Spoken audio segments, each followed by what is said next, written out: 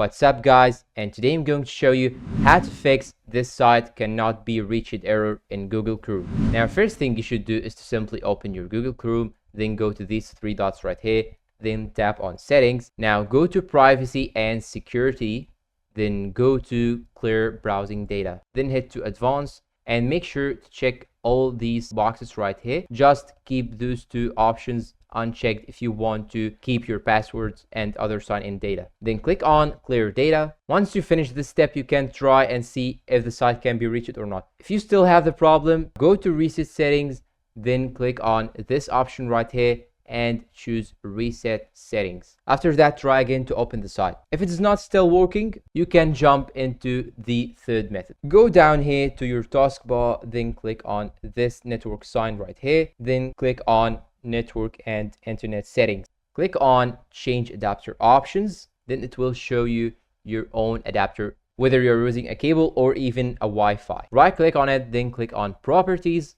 Then here, as you can see, you should make sure that this option right here is checked and this option right here is unchecked.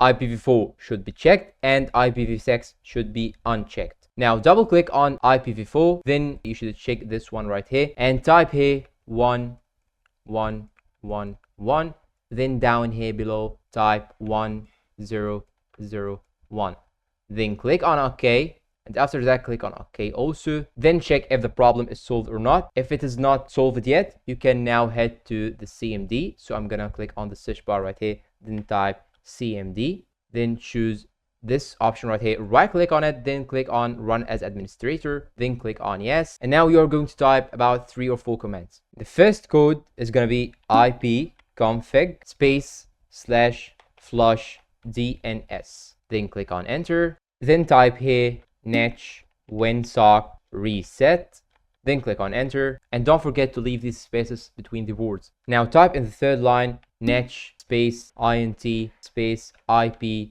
space reset, then click on enter. And now what you have to do right now is to simply restart your PC as it's shown right here in this message. After restarting your PC, you can check if the problem is fixed or not. And don't worry guys, one of these methods will work with you. And that's all. Don't forget to like, subscribe, comment, share, and goodbye.